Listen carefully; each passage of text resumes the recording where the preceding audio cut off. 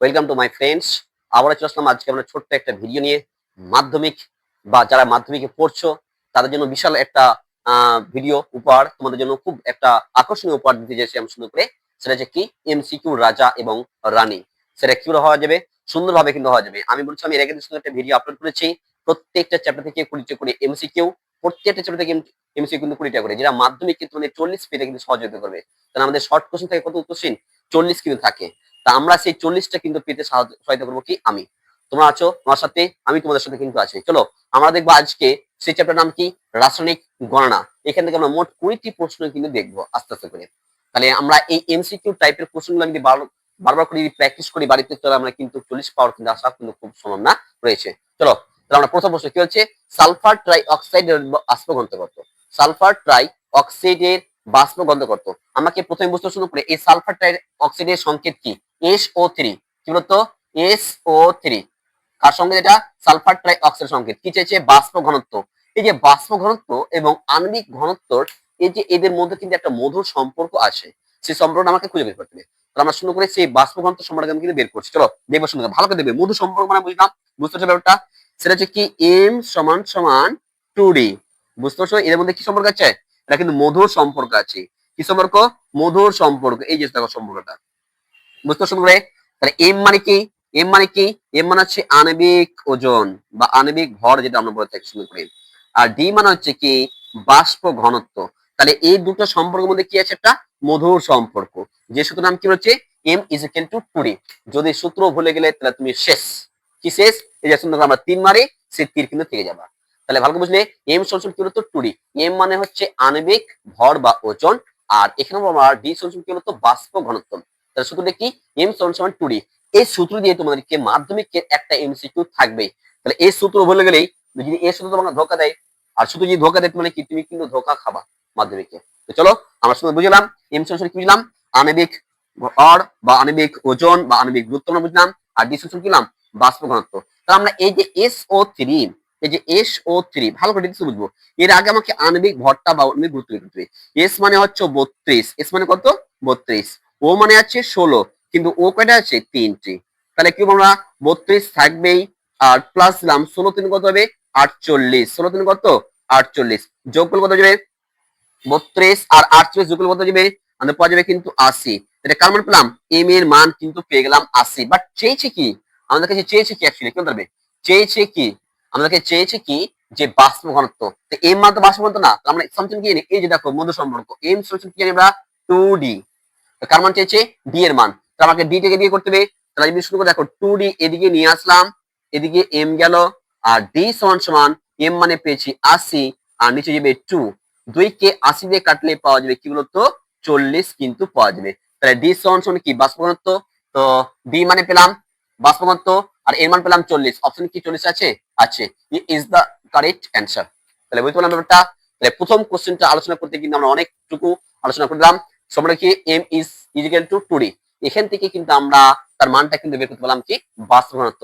তোমাকে কখনো জানতে চাই ভাই আণবিক গুরুত্ব কত বা আণবিক সংকট কত, তোমাকে কিন্তু এই টাইপের কিন্তু কোশ্চেন তোমাকে বলতে পারে। তো চলো আমরা চলে যাবো নেক্সট কোশ্চেনে। দেখো পড়াশোনা করে, একটি গ্যাসের বাষ্প ঘনত্ব, একটি গ্যাসের বাষ্প ঘনত্ব কি দেখো। একটি গ্যাসের বাষ্প ঘনত্ব 32 বলছে, মানে কি ডি এর মান তোমাকে দেওয়া আছে, কত দেওয়া আছে? 32। একদম বোকা বলেছে তোমাকে না?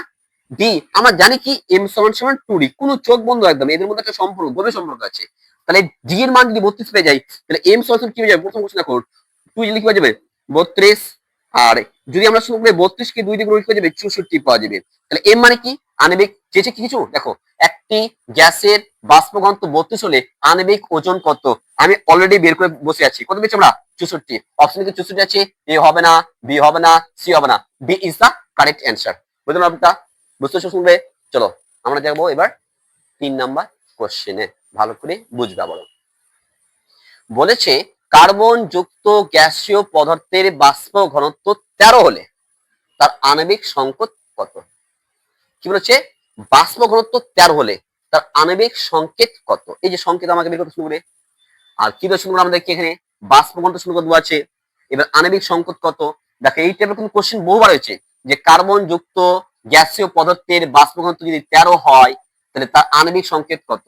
ডাইরেক্ট চোখ বন্ধ করা হবে কি C2H2 কি করে সি মানে কয় আমরা জানি সি মানে কয় আমরা জানি সি মানে আমরা জানি কত বলতো এক কথায় এই C2H2 কিন্তু আমাদের কি হবে অ্যান্সার হবে তাহলে কি বললাম কার্বন যুক্ত গ্যাসীয় পদার্থের বাষ্পীভবন যদি 13 হয় আণবিক সংকেত কত বলতো C2H2 হবে কারণ এই টাইপের কোশ্চেন আমি কিন্তু বহুবার কিন্তু করা হয়েছে চলো আমরা যাবো কি 4 নম্বর কোশ্চেনে মিথুনের মিথুনের মিথুনের আণবিক ওজন যদি 16 হয় আণবিক ওজন বলেছে তার মানে কার মান দেওয়া আছে এম এর মান দেওয়া আছে এম এর মান কত দেওয়া আছে তো 16 দেওয়া আছে কার মান চাইছে বাষ্প ঘনত্ব কত তাহলে এম ইজিক্যাল যদি 16 হয় আমরা সম্পর্কে জানি এম ইজিক্যাল টু 2d তাহলে কার মান চাইছে ডি এর মান চাইছে ডি ডি এরিয়া সেম কত যাবে ওদিকে শুরু করে দ্যাটস মিন্স ডি সমান হয়ে যাবে এম বাই 2 ডি রাখলাম এম মানে আছে 16 বাই হয়ে যাবে 2 2 1 কে 2 2 8 16 তাহলে ডি সমান পেলাম তো 8 পেয়ে গেলাম কি পেলাম 8 পেলাম তাহলে অপশনে 8 আছে কি তাহলে আমাদের এ নাম্বার অপশন হবে না বি নাম্বার সঠিক উত্তর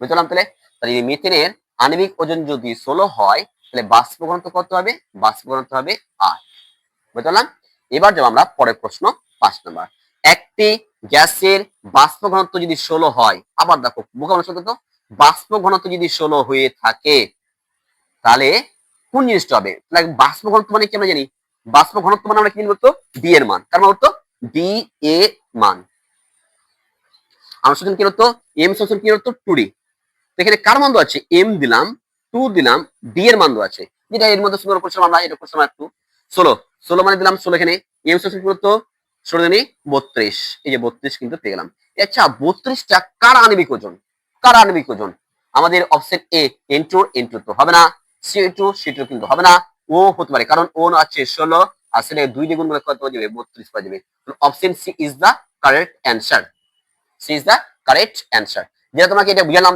যেটা আমি তোমাকে বুঝাইনি যে সি 13 হলে কি হতে পারে দেখো একটু বুঝিয়ে দিই তোমাকে ওটা একই টাইপের অঙ্ক মারলাম বাষ্প ঘনত্ব মানে কি ডি এর মান দেওয়া আছে আমরা সময় জানি কি এম সমান কি জানি 2d কিন্তু এখানে অলরেডি ডি এর মান দেওয়া আছে কত দেওয়া আছে 13 দেওয়া আছে তাহলে এম দিলাম 2 দিলাম ডি মানে 13 গুণ করে কত যাবে 26 পাওয়া যাবে তাহলে এই যে 26 এ মানে কি আণবিক গুরুত্ব বা আণবিক ওজনটা তাহলে এখান থেকে কার আণবিক ওজনটা কিন্তু 26 পাওয়া যাবে সি মানে কি বললাম তো 12 12 জন কত হবে 24 সি একটার জন্য 12 সি 2 আছে জন্য কি 2 আর এইচ আছে অ্যাকচুয়ালি 1 1 কে 2 গুণ কি হবে 2 পাওয়া যাবে 12 দুগুণে 24 আর 2 যোগ করলে কি হয়ে যাবে 26 এই ছিল তার এক্সপ্লেন আমি যেটা করিনি কারণ এটা বহুবার করছে মনে এসেছিল ওই জন্য আমি এটা করলাম না আমরা করলাম তাহলে কি হয় নাম্বার 5 নাম্বার কিন্তু পড়ে ফেললাম একটি গ্যাসের বাষ্প ঘনত্ব 16 হলে তার ওজন কি হবে সিটা হবে সেটা কি O2 এবার যাও আমরা 6 নম্বর প্রশ্ন 12 গ্রাম কার্বনের দহনে কি নাম হচ্ছে 12 গ্রাম কার্বনের দহনে 12 গ্রাম কার্বনের দহনে উৎপন্ন CO2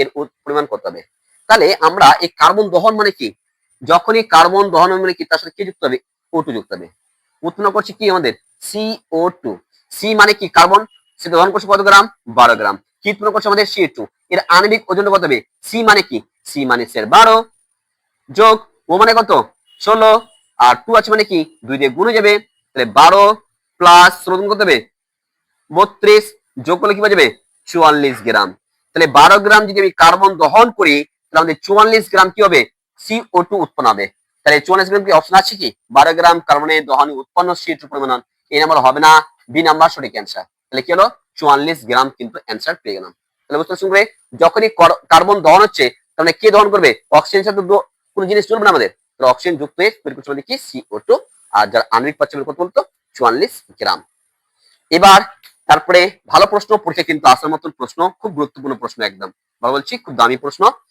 বলছে ভর ও শক্তির তুল্যতা সূত্র কি হবে ভর ও শক্তির তুল্যতা সূত্রের গাণিতিক রূপটি কি হবে এক নম্বর দু আছে E is equal to mc square এটা তো হবে না ছোটতে ই ছাড়া হবে এই নাটা তাহলে কি হতে পারে আমাদের C number E is equal to mc square E is equal to কি mc স্কয়ার তাহলে সঠিক অ্যান্সার কি হবে E is equal to mc square এই ছিল একটা পার্ট 1 এর ভিডিও আমরা কিন্তু নেক্সট পার্টে আমরা পার্ট 2 এর ভিডিও নিয়ে আসতে শুরু করে কেমন হলো ভিডিওটা তোমরা অবশ্যই কিন্তু জানাবা অবশ্যই তোমরা জানালে কিন্তু আমি তারপরে নেক্সট ভিডিও কিন্তু সুন্দর করে আমি আপলোড করতে পারবো all the best thank you